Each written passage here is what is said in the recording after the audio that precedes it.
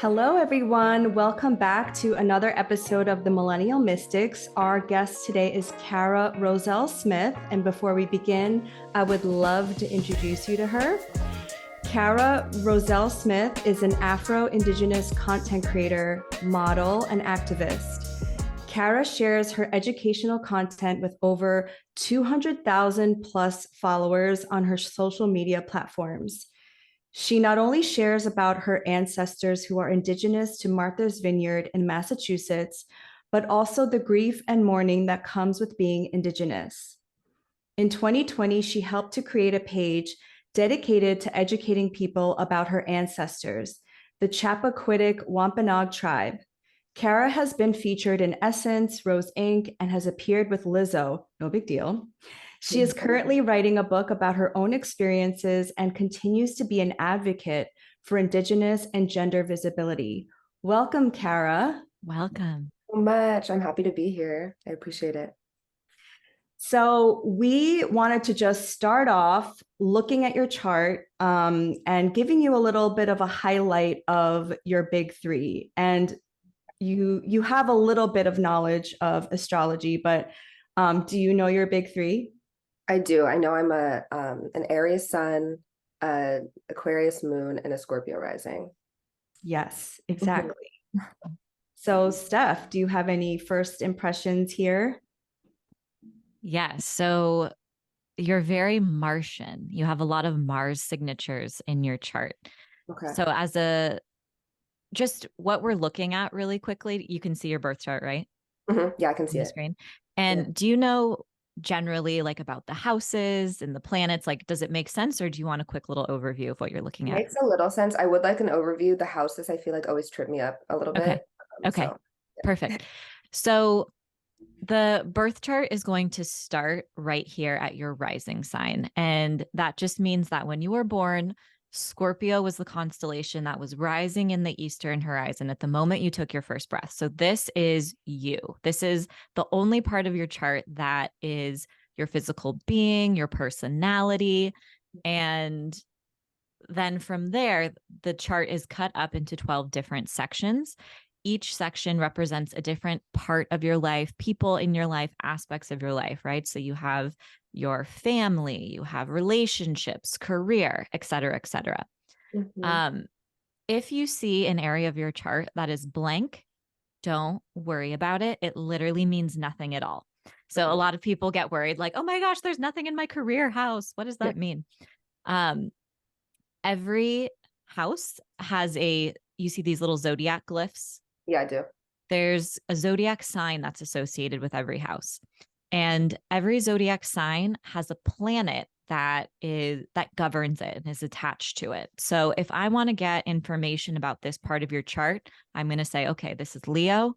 Where's her sun? What's her sun doing in her chart? And that's kind of how we get more information and figure out the activity that's kind of unfolding in that area of your life. So the houses are going to be, if you think of the birth chart like a play, the houses are going to be the setting and the backdrop. Where is this taking place? The planets are the actors. What are they there to do? And the zodiac sign that they come through in is going to be like the costume. Like, how do they go about and get that kind of energy done? Okay. So does that kind of make sense? Yeah, it does. Thank you. Okay, perfect. So you are an Aries sun, but as a Scorpio rising, the planet that is associated with your chart ruler, so Scorpio's ruling planet, is Mars. And you were born with your Mars in Pisces. So Mars in Pisces, you might identify more with Piscean energy than the typical Aries signature. And reading some of your questions, like the thoughtfulness, the depth, looking at where does artistry show up? Pisces is literally the artist. Mars is the planet of how we funnel our energy, motivation, action. And this is someone who not only would pour their energy into some type of creative work, but you have your Mars, you were born with your Mars in the fifth house. And in astrology, the fifth house is the house of creativity. It's where we birth things, whether that's projects, and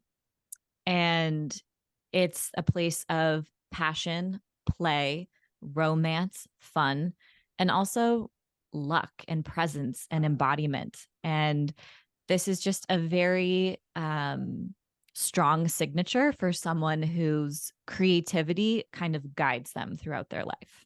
Got it. Cool. Yeah. Laura, what else did you notice Yeah. about her big three? Well, I'm also an Aries sun and an Aquarius moon. Oh, And wow. I just know that with these two, luminaries being in these signs, authenticity is very important for your purpose. And because Aries sun is said to be exalted, it really thrives in being in an Aries, So what is Aries? Aries is all about being a pioneer. It's all about breaking away from tradition, doing your own thing. And so just seeing where Aries is in your chart, which is the sixth house rules over things like work. So I can already tell like you're doing something different maybe than people in your family or people that have come before you. And your moon in Aquarius is in the fourth house, which is ancestors and family, and it's very close to your IC. The IC is at the bottom of our chart. It is literally our roots, like where we came from. And so having having an Aquarius moon close to your IC is like you are breaking some kind of karmic cycle with your ancestors. You are the spokesperson for your ancestors, possibly. You are living in your authenticity, and actually voicing it to a collective, whereas maybe your ancestors weren't able to do that before. Anytime a planet is angular is what we call it, like that, when it's right next to an angle, the IC is considered an angle.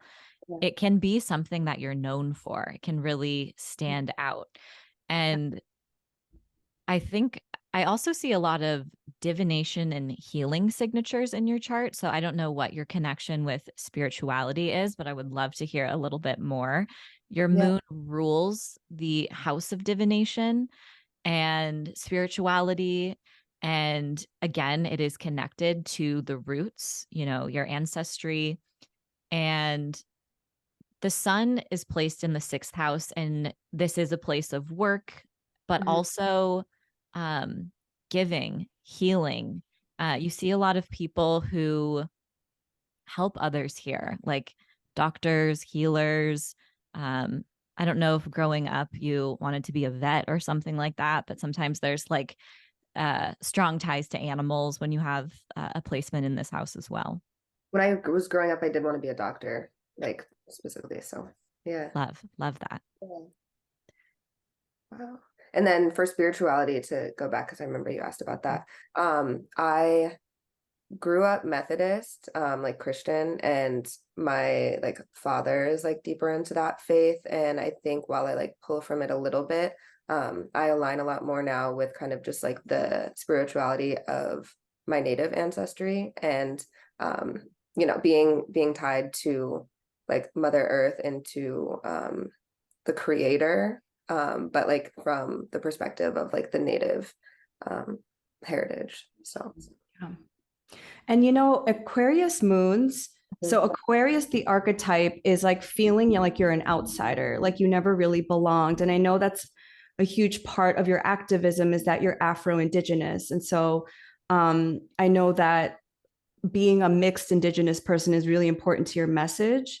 And so we go through like the first 30 years of our life kind of feeling like the outsider, nobody gets us, we're the black sheep. But then once you get through your Saturn return, which we'll talk about in a moment, you start to mature your Saturn in a way where you're like, I'm different because it's part of my purpose. and I feel like I don't know I've looked it up before, but I'm not sure how accurate the websites are. And I feel like I'm either in it or finishing it. Like I feel like I've felt it. And I do feel that I feel like a little bit stronger. Oh, you're in it. You're in the midst. Yeah, You're like halfway like, through. like I've been tested so hard. I feel like this past Yes, Yeah. we need to make time for Saturn, who is the Lord of Time in astrology, because you're in the midst of it. And when you have Saturn placements, because that planet is the Lord of Time, life can sometimes get better with age. So like Laura said, like your first 30 years when you're going through your first full Saturn cycle, can be filled with hardships, challenges. But once you complete your first Saturn cycle, it's like life starts to get better and better with time. Amazing. Yeah. One of the last thing I want to touch on with your big three before we dive into some of your questions is just I want to talk a little bit about your first house. So this is the only section in the chart, like we said, that is you and who you are. So all the planets that show up in this part of your chart really, have a profound impact. And you have Jupiter and Pluto in the first house. So Jupiter is a planet that has to do with wisdom, spirituality, growth, optimism. And it's also coming through in Scorpio. And this is Laura's chart ruler. So I'm going to give her some time to talk about Jupiter and Scorpio. But those themes might be very integral to who you are, how you identify, how you show up in the world. Jupiter is a traveler, but Jupiter is also a forever student of the universe, someone who continues to want to expand, to experience life. And for you, Jupiter is associated with your resources and your livelihood, so how you support yourself. And with it showing up in your first house, this is very much like a content creator signature. This is someone who their identity, who they are, their sense of self, you put yourself out there and it's going to draw resources to you, right? And then Jupiter is also associated with your fifth house of creativity, artistry. So that is another really strong signature of like, this person is creative. This person is meant to be an artist, whether that's musician, drawing, whatever, but a very strong creativity signature in your chart. Okay. Pluto is the planet of death and rebirth and catharsis and crisis. And when we have prominent Pluto placements like this, we can feel like throughout our lives, we experience many, many deaths. And Pluto is also a planet of power and control.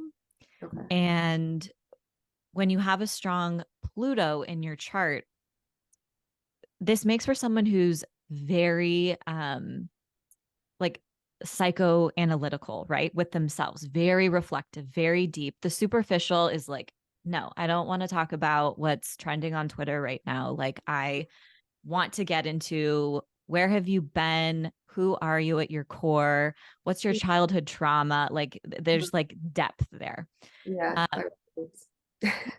And Pluto can also bring out other people's triggers and projections. So I don't know if that has been an experience for you, but a lot of people, sometimes it can bring out jealousy in other people. Their unintegrated shadow, they can kind of mirror it or project it on you. But this is someone who part of your job and your story here is to discuss and embody the taboo, to do your shadow work and to rise from the phoenix. Now, Pluto is also a planet of riches, and he's the lord of the underworld, but deep down in the underworld, that is where like all of the wealth and the riches are. So it can be a very cathartic planet, and it's once you work with it, its deepest lesson is one of surrender and releasing control. There's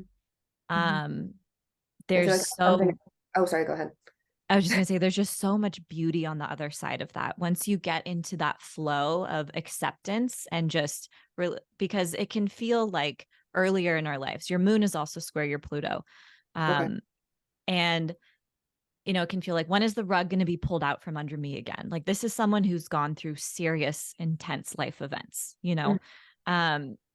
and instead of being in the phase where you're anticipating what's coming next and just always kind of being on guard, when you accept and surrender that, like, in those moments of extreme duality and pain and heartbreak, usually some sort of blessing is also, coming through in some way. Yeah. Pluto can give amazing, amazing riches and rewards, and yeah, it is the phoenix rising from the ashes. So it's an intense planet, but I love Pluto. Yeah, no, it sounds like it. And I was gonna say, I feel like something that I've struggled the most with in my life is relinquishing control and having a lot of problems, or yeah, just things around control. And recently through therapy and like by myself and reflection, I feel like I've been trying to let that go a little bit. So Love that for your Saturn return. So on brand too. thank you. Yeah. Laura, I think you have to tell her Yeah. about Jupiter and Scorpio. Yeah, I'm excited. Yeah, well, okay, so I also have Jupiter and Scorpio, and I also have an Aquarius moon, and they square as well. So I know the plights that you have been through. So Jupiter and Scorpio, for me, it's not like an external exploration, because like Jupiter is all about expansion, but an internal expansion. But more importantly, um, your Jupiter in Scorpio is all about like understanding where the wounding and the grieving comes from, and like properly doing that and giving your space to do that for not just you, but all the people like your ancestors and all the people that came before you. It is when I had my chart read for the first time and the astrologer saw my Jupiter in Scorpio, they're like, oh, that's a really sad Jupiter. But again, like once you give yourself the space to grieve and to mourn and be in your rage, and like it helps you explore the deeper emotions that humans are capable of, because um Scorpio is the archetype of the alchemist. It's all about transmutation.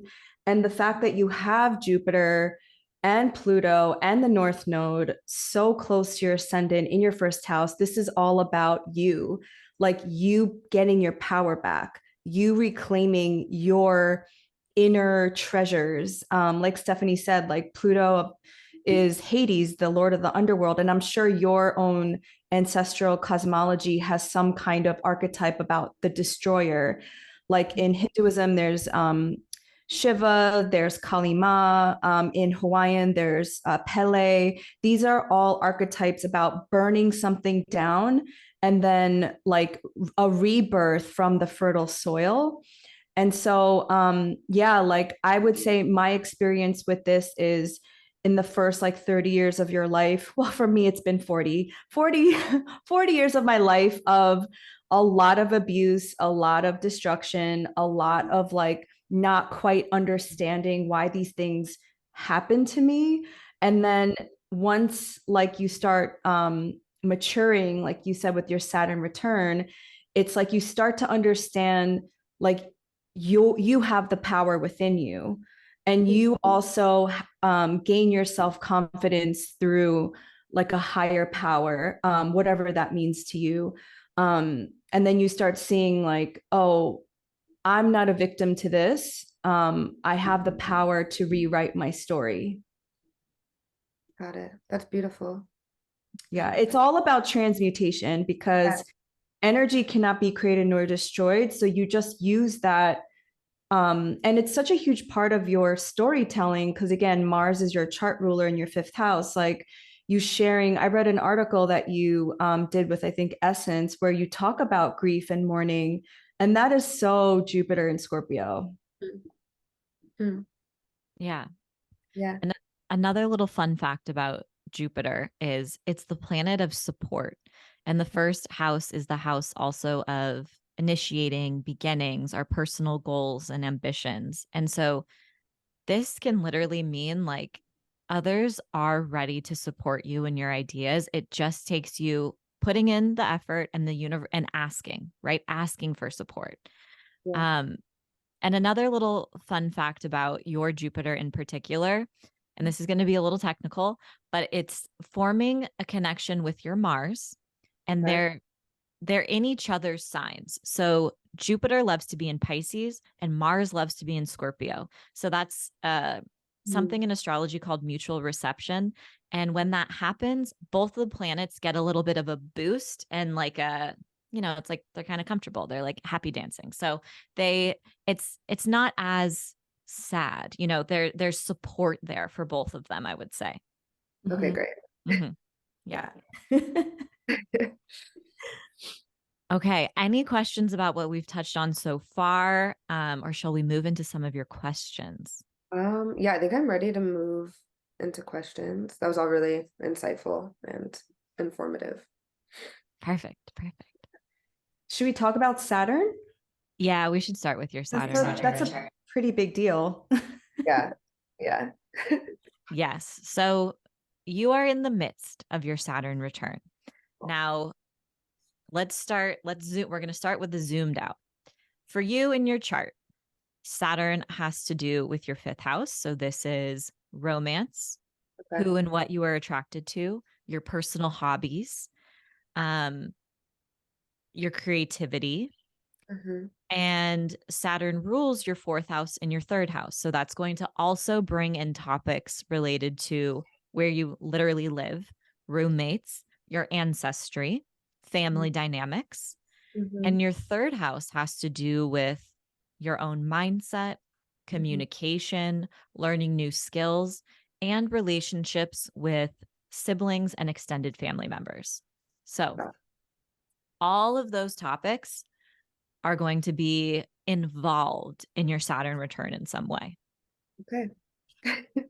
So if you have, and you're in the midst, so you tell us, like, have some of those been percolating? Have those been where like karmic lessons are unfolding and shifting in some way? Yeah, I think so. Well, I mean, I'm trying to start from the first one you mentioned, like romance and such. Like a couple of years ago now, I had ended an engagement. So I'm wondering if that was part of the effects of like Saturn or this return. I feel like I've also more recently, like I took a lot space for myself for the first time and like my adult life, and then recently met somebody that I'm really excited about romantically, and that's been going well. And then regarding you said family relationships, right? Yeah, I feel like that I've experienced for the first time in a long time a lot of tension with some family. Also my mom passed away last year, so I'm wondering if like that kind of is with that dynamic in some way. And then with roommates, I did move last year into an apartment for the first time by myself. So for the first time, I don't have roommates, but I have had a lot of like guests and friends stay for extended periods, and things like that. Okay, I think living alone during your Saturn return is so on brand because Saturn is a planet of isolation sometimes. So that's just like sometimes astrology is literally so literal. Like it's not you don't have to go dive super deep. It's like, oh, you're living alone. Okay, yeah, Saturn is at work here. Yeah, all of those totally check out for the Saturn return kind of energies. Now, your Saturn return officially began on March 7th of this year. Oh, wow. So that was when Saturn entered Pisces for the first time and started inching its way. You were born with Saturn at 7 degrees of Pisces, just right here in your chart. And so it started creeping towards 7 degrees. And there was also a full moon in Virgo that day. So I don't know if you have a journaling practice, but you can look back through your text messages and emails and photos and kind of see like what was going on around March 7th, because that's Yeah, I was like already you planning. are, yeah. So you can kind of start to see that was like the seedlings of your Saturn return. Then on June 17th, 18th, that was the first time that Saturn exactly hit your Saturn. Okay. And so around that time, that's like the second chapter, right? Like more major themes are unfolding. Whatever was percolating in early March is, this is like more clues, more pieces of that storyline were unfolding. That And tracks. yeah. Yeah. Okay. Yeah. And then on August 31st of this year, we had a full moon in Pisces at 7 degrees. So that was right on top of your Saturn. Full moons are periods of illumination and, information arrives. We also become more aware of what we're ready to release and let go of. And, it's this moment of tension in the sky. The sun and the moon are at opposite ends. But that would really have also kind of illuminated your Saturn return story and might have also brought up some themes related to whatever had been unfolding. And the final pass, so you're in like the home stretch, will be on February 12th of next year. Okay. So you're going to technically be in your Saturn return until Saturn leaves Pisces, and it will leave Pisces, I think, in early 2025, but you're not, it's the most intense when it's literally the closest to your Saturn. Got it. And the final pass will be happening in February. Okay. Interesting. Yeah, I feel like I've had a lot of I feel like just like thinking about relationships, also platonic. I feel like I've had a lot happen in that space too. I'm not sure if that is involved. Pluto, yes, we definitely need to talk about Pluto and what Pluto is doing with your chart as well. And one thing I also wanted to say, because you mentioned tension and differences with family members, Saturn is a planet of limits and boundaries.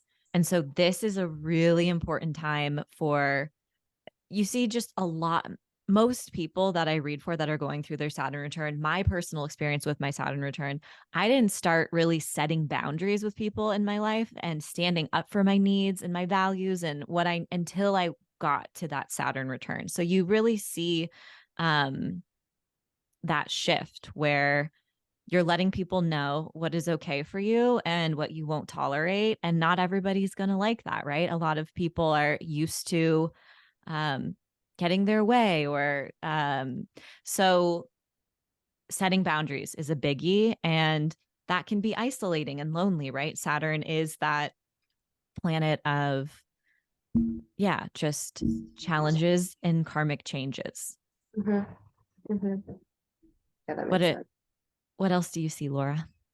Out of all the rising signs, though, I think having your Saturn in this position is very supportive because the fifth house is in a trine aspect to you, and trines are the most harmonious aspects in astrology. So I know this might be a little crunchy time, but once you pass February, Saturn's going to start to support you.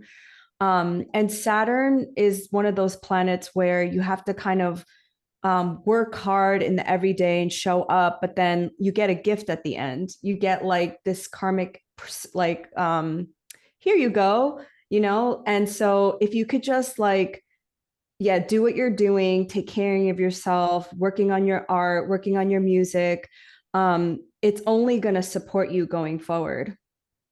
Okay, that's good to know. That feels good. Yeah.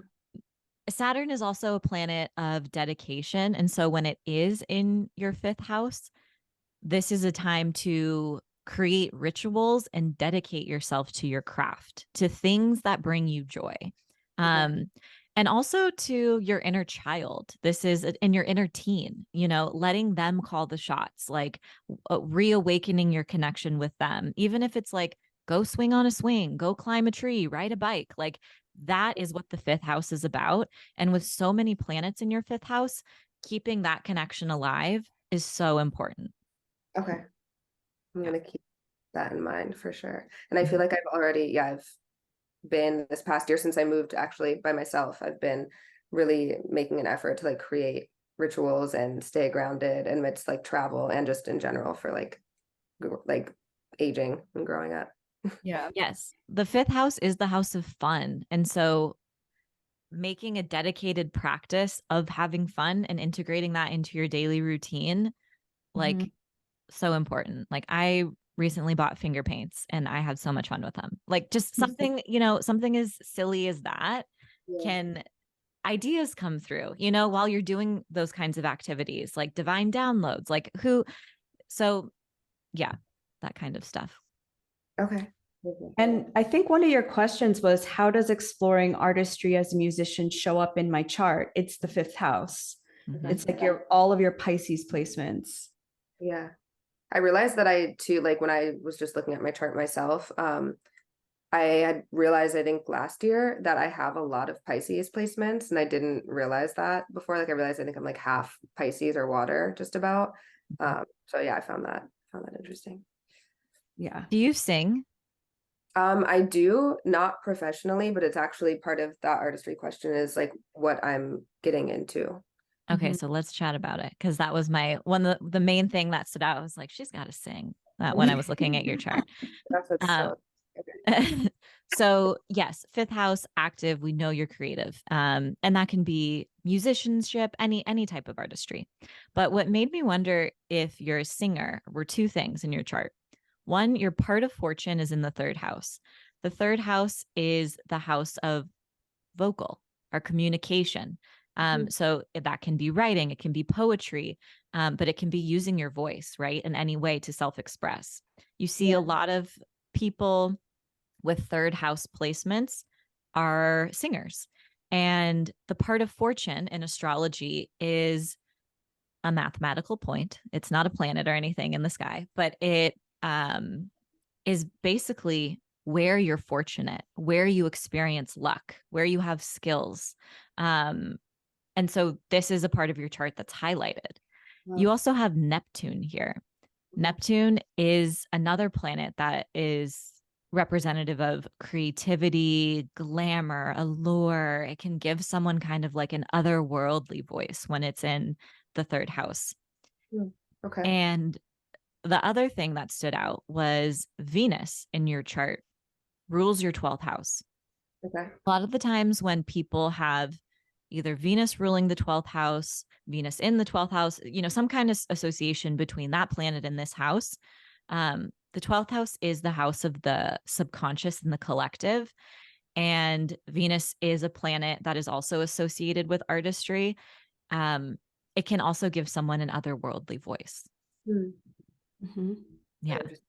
Wow. So I would definitely, if you're interested in pursuing singing and any type of artistry and musicianship, there's so many signatures in your chart. Your Venus is angular.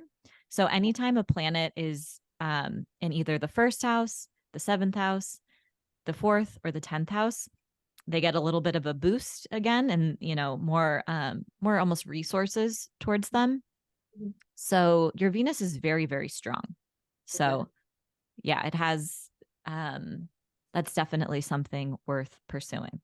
Okay. That's really cool to know. It's actually really like, I don't know if comforting is the right word, but I feel happy to hear that. Yeah, I feel like I've obviously, I guess, like used my voice with the different work I've done in terms of like getting reparations and speaking out about like in my ancestors and my tribe.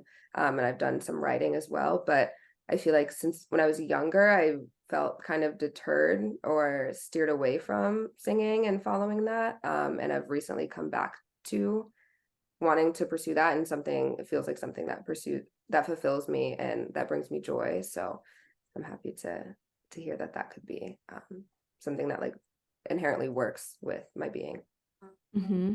Absolutely. The planet that steers your ship, that's in, your chart ruler, is that Mars in Pisces, and it's in that house of creativity. So you're literally meant to pour your energy into what lights you up and what is bringing you joy in that moment. So, and that can evolve because your Right. Pisces, Pisces is ever changing and mutable. So you may go through periods where you're drawn to one type of creative activity, and then you're totally in left field, but follow that. You have to follow your joy.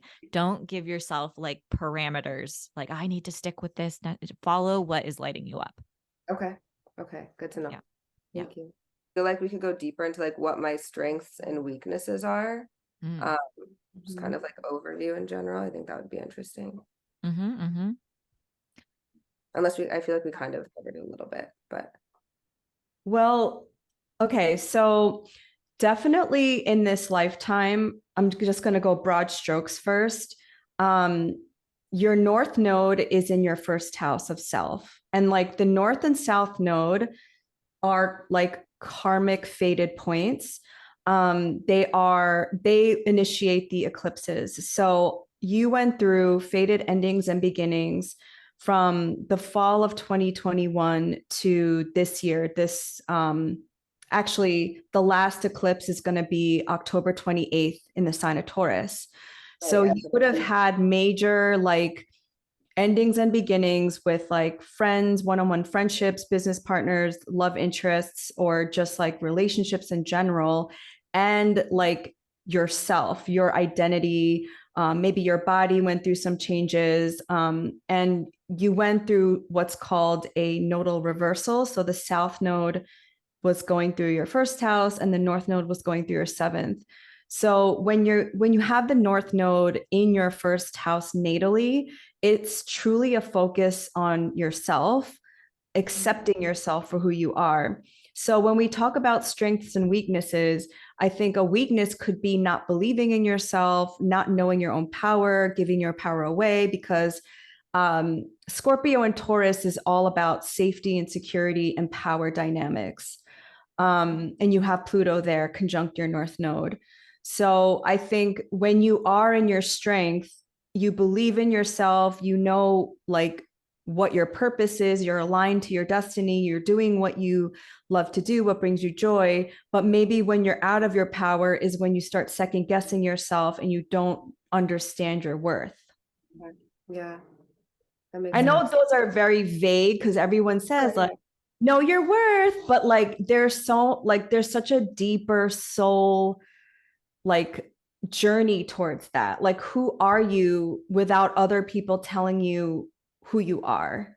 Right.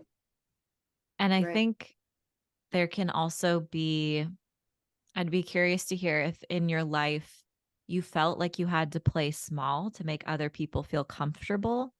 I could see that kind of being a signature of not owning your power, like Laura said, to keep others just happy in some way. The North Node is where we feel uncomfortable, we're growing, we're evolving and working towards it.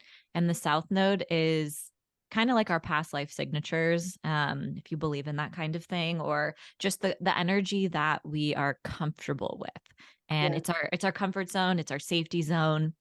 And when you have the South Node in the seventh house is the house of our one-on-one relationship. So yes, that can be marriage or, committed relationships, but it's also like our best friends, our relationships with our family members, our, work wives or whoever, we're really, really close with. And the South Node there can often have us putting an emphasis on other people, prioritizing other people's needs before our own. So, yeah. Yeah. So moving away from that, growing into becoming more comfortable with advocating for yourself, for your needs, and growing into your power and owning your power with Pluto in the opposite part of your chart. Very important. Now, Laura and I were talking a little bit about your chart before you hopped on, and something that's very beautiful in your chart is you have a blend of all of the different modalities. So you have a lot of fixed signs, you have a lot of mutable signs, and you have a lot of cardinal signs. Some people like are just fixed signs, and that's a stubborn person. That's someone who can get something done, but they're not very open-minded. They stick to their ways. But you have a blend of all of these different energies in your chart. which is really, really helpful. So fixed sign energy gives you the persistence and determination to see things through to it at the end. Cardinal signs give you it's initiating energy, taking action, starting something, being a leader, not being scared to screw up and mess up and pick yourself up and try again. That's your Aries sun, right? And mutable signs, they pivot, they adjust, they go with the flow. So yeah, you have just a really nice blend of all of these energies in your chart. One thing I would say is with your chart ruler being that Mars in Pisces, Pisces is the mutable sign, and it can kind of just flow in different directions. So sometimes maybe you find it hard to focus. Maybe you feel like there's so many opportunities in front of you. What should I pour my energy into? So that can be something that kind of comes up from time to time. Yeah, no, I feel that as well, for sure. Mm-hmm. It's cool to know that I have a blend, though. I like that as well. Yeah. And your Venus is very adorable. We should talk about your Venus. So Venus and Taurus. you have Venus and Taurus, and that's I don't like that for some reason, but I want to hear my God. What did you say? You don't like that? Yeah, I feel like maybe I am interpreting it incorrectly, but I feel like learning about Venus signs, and I know that it being in Taurus means it's like in its home planet or it's comfortable there. But I also feel like there's something I read about it that felt like Venus and Taurus, at least as it pertains to like romance or being with a partner, like feels like very boring and like not as adventurous as like other signs and like friends that have it in different planets. So I guess just for that reason, I like find it weird. But let's talk about your love life, because you asked about your love planets. Okay. So yes, Venus and Taurus like stability, it like safety, predictable. It wants someone who's gonna show up on time or within a 5-minute window, not cancel plans last minute. It's an earth sign. That's practical. But like you said, Venus is at home in Taurus. So it feels comfortable there. Venus is a planet of indulgence, of our creativity, our hobbies, our desires. And when it shows up in Taurus, Tauruses love to indulge. They love delicious meals. They love soft, cozy blankets. They love, they have a beautiful eye when it comes to fashion, aesthetics, home decorating. So it's a very creative placement. But also we have to factor in your Mars when we look at your love life. So all of those things can be true on one hand, but Mars is what you're attracted to. And your Mars is in Pisces. And so that is ever changing. So when it comes to your relationships, you may crave someone who is more adventurous or unpredictable, or someone who can ride the emotional waves with you, right? Like it's a water sign, someone who can go dive deep with you. And yeah, so there, on one hand, you have this planet that is focused on consistency, but there's a part of you that might also crave flexibility and fluidity in your relationship. So I think that's also very important, and what stood out when I looked at your love planets. Okay. Yeah, interesting. I do. Yeah, I feel like that actually seems to like describe me, because I do. Yeah, like on one hand, I do like stability and like I'm monogamous and all of those things, but I also like enjoy like adventure and something a little bit different. Yeah. Yeah. And so you just have to find someone who has similar placements. Maybe they have a mutable Venus. Maybe their Venus is in Virgo or Sagittarius, and they, and then someone else who has that fixed signature in their chart as well. So it's all a blend. Yeah. I feel like this might get into too much, but the person that I'm seeing right now, like something I noticed in looking at like our charts is no, I'm gonna forget what it's called, but it's like something where like all of our signs are not like opposite, but Sister signs. synastry. I think there's a lot of synastry in our chart. I'm pregnant and emotional. I'm tearing up. You, you have a really, really cute aspect. Cute. A couple of really, really cute aspects. Okay. Their rising sign. So they're an Aquarius rising Right. at 19 degrees. Okay, right down here. Okay. Your moon is at 21 degrees. That Your is Aquarius moon. That's close in degrees. Oh my gosh, it's like right on top of each other. So, and that's a very special bond. That is like, I have that with my husband. That is like an immediate connection, emotional connection, a sense of safety, vulnerability. The moon is your home. It's like you just feel this instant pull towards one another. Anytime you have moon and sun connections with someone, it's really strong. Those are the luminaries, and they're two main planets in our chart. So now anytime someone's ascendant, midheaven, which we haven't talked about, but that's a point in your chart that rules like your reputation, your career, what you're meant to do in your life. Anytime someone's planet touches one of your angles, it's very special because it's all based on the moment one of you took your first breath, right? Oh, wow. Yeah. So that is very special. And wow, that just like gave me chills to see standing out. Now, OMG, their moon is on your descendant. Okay. Okay. So the descendant is literally the point in the birth chart that is associated with our one-on-one long-term relationships. Interesting. The moon is the planet of our inner needs and desires as well. Like what makes us feel emotionally cared for, nurtured, and safe. Who they are on the inside is literally what you seek in another partner. Wow.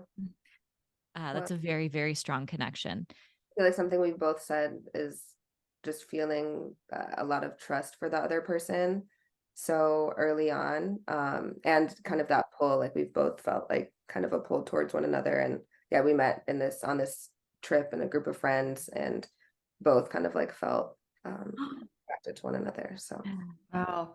And their north node is in your 7th house of one-on-one partnerships. That's fated, and that's like fate. Wow.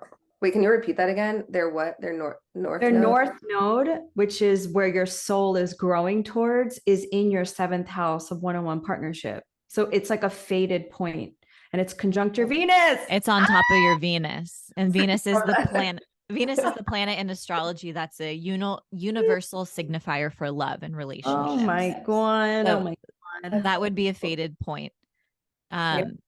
You also have your ascendant on top of their IC, and their descendant is on your MC. And anytime that your angles cross or connect like that, that's also a sign of like a fated connection as well. Yeah. Past life, their moon is on your south node. Like that's a past life connection. Wow. Yeah, in evolutionary astrology, that can either mean that someone was like a maternal figure in a past life for you, or even like a romantic partner in some way. That's amazing. Something actually like what I don't know if you heard them ask about, like say like ask about the birthmark, but the most recent trip when I was just there and I just came back from Chicago, we were like stretching, and I'd seen like the bottom of their foot, and I noticed a birthmark, and I was like, wait, I have a birthmark on the bottom of my foot. And then we realized it's on the same foot. It's on our left foot in the same exact spot. And so like, I mean, that sounds maybe like really woo-woo, but we were like, I wonder what that means, or if that's significant or something. No. Okay. I took notes about the birthmark because I was so into it. That was one of my favorite questions. I was like, ooh, deep dive. Let's see. Yeah. Now what's even more fascinating is the thing that stood out to me when you asked about the birthmark were your Pisces placements. Pisces rules the feet in astrology, and your birthmark is on your foot. No way. That's cray. That's literally crazy. That's really Okay. crazy. Um, And they're a Pisces like sun, I know. So like that's also. so their sun is on your Mars. And this Okay. was something that made me think, I wonder if this has to do with the birthmark. On one hand, when you have like a sun Mars conjunction, that's hot. That's like instant, passionate, like very heated romance, attraction, right? But and I was telling Laura, I was like, I can't remember what corner of the internet I read this on and if where this came from, but I've read that birthmarks can signify or represent like a way that you died in a past life or some Okay. kind of wound, right? That you experienced in a past life. Yeah. And Mars is a planet of severings and endings and punctures. Cutting away. Yeah. Yeah. And so when I saw that the sun and Mars were in the same exact sign in Pisces, I was like, I wonder if in a past life they were wounded in the same way, or if they passed away from in a similar manner. Yeah. And their Mars are exactly square. Oh, that's hot. Their Yeah. Mars is at 23 Sagittarius. Okay. Yeah. Mm-hmm. Wow. Mm-hmm. Yeah. So that was something that was really interesting about the birthmark. And then also another thing that stood out was their moon on your south node. That's like a past life connection. So sharing some kind of physical indicator on your body, I don't know, that just makes me feel like that's a sign or some literal physical symbol in this dimension, in this lifetime, that's like, maybe we were, what is this? Like, Definitely. yeah. Yeah, we felt that way too. I remember we like Googled and tried to like research some things, but I was like, oh yeah, I'm gonna go on this podcast and I should ask about that. And they're like, definitely ask that question. Yeah. Yeah, we felt that way, it was really interesting. Yeah. This is so exciting. I'm really excited. Yeah. I love this synastry for Well, both just of you. because we were going to ask you if you had any like major endings and beginnings in regards to relationships, because the eclipses were happening in your seventh house, and the last one that's closing out this chapter is October 28th. It's a lunar eclipse in Taurus. Yeah. Yeah. And no, yeah, I feel like this feels like my biggest like new beginning relationships wise. And yeah, we met earlier this year in March. Actually, we went on that trip on March 15th. Yeah, I think, or actually no, not their birthday. It was like maybe a few days after that. I joined everybody, and yeah, we started dating like towards the end of the summer. So Gosh. You two also have Venus opposite Pluto. So your Venus, the planet of desire and love and relationships, is opposite Pluto. This is a very intense connection. I have this with my husband as well. It can be very spicy, but it also creates this like deep, almost like obsession with each other, just like, and a depth, like a very intense depth of a connection with someone as well. yeah, no, I feel that. I feel like, yeah, I feel like that's really like I've been in relationships in the past, but I feel like I just am so intrigued by this person, and we like have so much in common and to talk about on top of having chemistry like physically. It just like feels really great. One other thing that stands out is both of you have your Mercuries very, very close in the sky, almost the same position.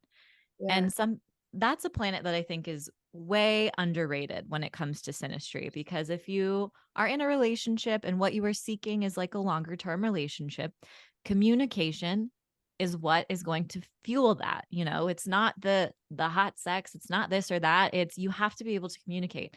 And having your Mercuries literally at like the same point in the sky, this is, and in Pisces, this is like an intuitive connection.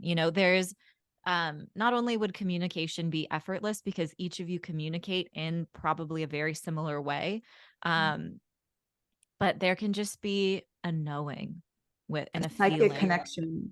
Yeah. Yeah, I feel that. Yeah, and something to like in reflecting of past relationships, I feel like this is the easiest time I've had communicating with another person. Yeah, it's really helpful. It feels really good. This is adorable. Yeah. Are there any aspects or things that either of you can see that might be a little bit more challenging with our connection that like we could know to work through or give attention to? Yes. Well, Pigeon is going through their they just went through their nodal return. And so Pigeon is what, 36? They're 30, they just turned 37. 37. And so Pigeon is going through their Saturn square. So it's a little different than your Saturn return. Because your Saturn is returning to the position of your birth, but Pigeon is going through a Saturn square, which is like a tense aspect. And so I think the more you grow into your own individual journeys, the better partners you can be because you'll be more conscious of your own unfolding, it seems to me that you're very aware and conscious. And I don't know, maybe Pigeon is too. It seems like it if you're attracted to Pigeon. And I love that name, by the way. So yeah, I think Pigeon is going through their own major transits right now, which we go through after the age of 35. Got it. I think also you have Mars square one another, like Laura mentioned earlier, and that can be really hot chemistry, but it also, Mars is the planet of anger, and their squares are points of tension. So they're at cross purposes. They're each doing different things. So the way that you either express anger or the way that you each take action, what motivates you, can be different. And so that's not necessarily a red flag or a block or anything like that. It's just something to be aware of, that there's going to be some sort of compromise. So, but you both have Mars in these mutable signs, which makes each of you more adaptable, more go with the flow. But with your Mars in Pisces, there's more emotions attached to the way that you take action. With their Mars in Sagittarius, that's just more like act and speak before you think, and then come back and think about it, right? And so there could be sometimes a tendency where feelings could get hurt or misunderstandings in some way, but it's just, no synastry is perfect. Everyone has just like these opportunities for growth and for compromise. Okay. Yeah. Well, that's good to know. With Venus opposite Pluto, this can also create like possessive feelings and feelings of jealousy. So sometimes that can creep in and is just something to be aware of. But it's kind of just par for the course with that deep connection, because Pluto and Venus together make this bond that feels karmic, that is otherworldly. So sometimes that can seep in when those planets are activated in your chart, but it's not something that you're necessarily going to be dealing with forever, That's good. And that's on their side or my side or both? Both of you will feel that towards one another. Okay. Yeah. I see. Okay. Because I was going to say, I feel like something that is a quality that not just in romantic relationships, but I feel like I've had in myself and been told that I've had is a lot of jealous tendencies, and something that I've worked really hard. I'm just actively still working on. So yeah, I was just curious which side. You're a Pluto person. I'm a Pluto person, and samesies. Yeah. It's a lifelong journey. Okay, yeah. It's okay. Okay. But yeah, this synastry is really, really beautiful and special and unique. And it literally made me tear up when I first saw it. Thank you. No, that's really cool. I'm glad to know. Like, it feels special, so it's cool to see it like affirmed by you guys as special. That's just like, what can communicating with people like who have passed on or like spirit realm look like for me? given my chart and given like my mom passing away last year and feeling like I've had moments of like connection with her, not like on this earth or like in this realm, but like feeling some moments of that and how I can tap into that more if that's able to be seen. Yes. Oh my gosh, of course. Okay. Laura and I are both mediums. So I didn't know. yeah. So we're happy to discuss this with you. Okay. That's amazing. Um, there are a lot of signatures in your chart for mediumship as well. So I don't know what your relationship with spirit is, if you have ever seen a ghost when you were younger, or if you get like the prickles on the, on your arms sometimes, or if you feel energies. But you definitely have a lot of like psychic and intuitive signatures in your chart. When it comes to connecting, the the main thing that stood out was your moon with your IC. So again, your moon rules the ninth house of divination and spirituality. And the IC is your ancestors, right? So if you're trying to connect with your ancestors, your family, this is going to be through either ancestral practices that you feel drawn towards, um, or literally anything that like your intuition is so strong, anything that comes to mind is probably an intuitive hit to follow. And anything also I think that is nostalgic. So whether it's like visiting a place that you used to go with your mom, whether it's like a diner or like some place you used to get breakfast, or having a cup of coffee with your mom, or just even pouring her a cup of coffee and sitting across the table and just talking, they can hear us always, and they're with us. So just making that a practice, listening to music that feels nostalgic and reminds you of someone you want to connect with. But your intuition is so strong that I don't think that it has to be a specific ritual, a specific practice, but really what you're feeling called towards in that moment. And so it's all about the intention, right? Like whispering, a petition into your water before, asking for their help or guidance with this, or letting them know something big, a milestone that's just happened in your life. Yeah, it can be simple. Okay. Um, but have a lot of you definitely have the ability to I mean, everyone has the ability to connect, but this could be something that you really like hone. Okay. No, I would love to know maybe a little bit more about that and would love to hone it. I feel like the stuff's coming to mind as well. First, I've kind of made a practice of writing my mom and like writing letters. And so like updating on my life and doing things like that already. And then something that I thought about was when it was still like her passing was recent, like maybe a week or so. I actually went to go get my nails done where we used to both get our nails done. And one of her favorite singers is Sade. And I've seriously never heard that any of her songs playing in that space. And when I like sat down and started to get my nails done, one of her favorite songs started playing.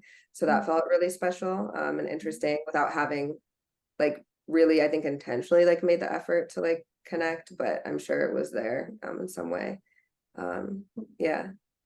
That's her visiting you. And I think even like when I was prepping for this and trying to, you know, ruminating on this question, those were the two things that I heard first. Go to a place that you've been with your mom, and listen to songs that you listen to with your mom. So that might be her way of confirming in this reading, like that moment, that was her. Yeah.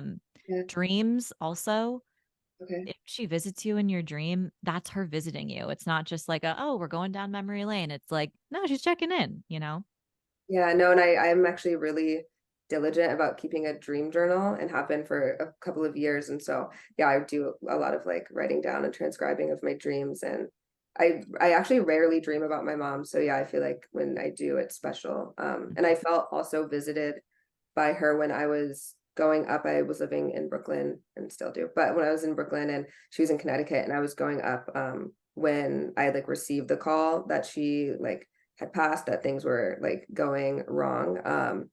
I was in the car talking to my friend driving up, and about halfway through the drive, I just like smelled her like really intensely in the car, and it happened twice. And so I felt the need to like vocalize it so that another person heard me say that I experienced this. And I felt that she visited me in that moment also. Mm-hmm. Yeah, for sure. Yeah. I don't know, like, okay, maybe I do know. Um, Working with water, working with the waters and the energy of water, because when I first looked at this, I said, your moon close to your IC, you are very psychic, you're very intuitive. And I read somewhere that your mother was like the chief or like an elder in the Yeah, my tribe. mom was the Songs, which is like the woman chief of our tribe. Yeah. Yeah.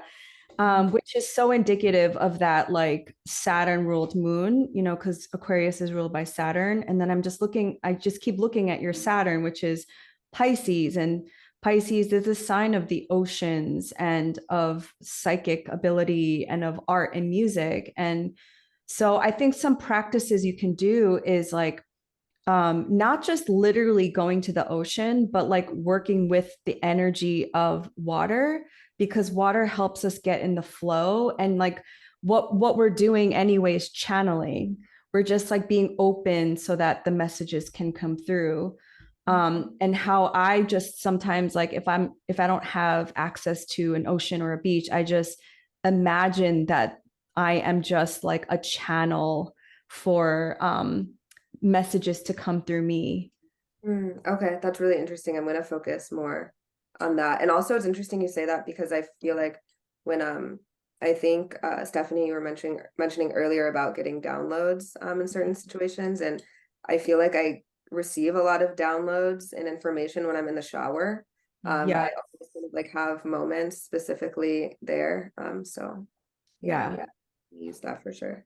Yeah. Intentional baths, spiritual baths, baños can also be very helpful in strengthening your connection with your intuition. So even if it's you just set an intention when you go into the bath or the shower, I'm cleansing this from my body. As you scrub yourself with soap and watch it go down the drain, it's released. Trust that it's released, it's been removed. Or even if you're steeping herbs, right? Selecting certain herbs that are associated with what you're trying to either call in or release, and cleansing yourself with them in the shower or the bath. That can also be really helpful. Okay, noted. Thank you.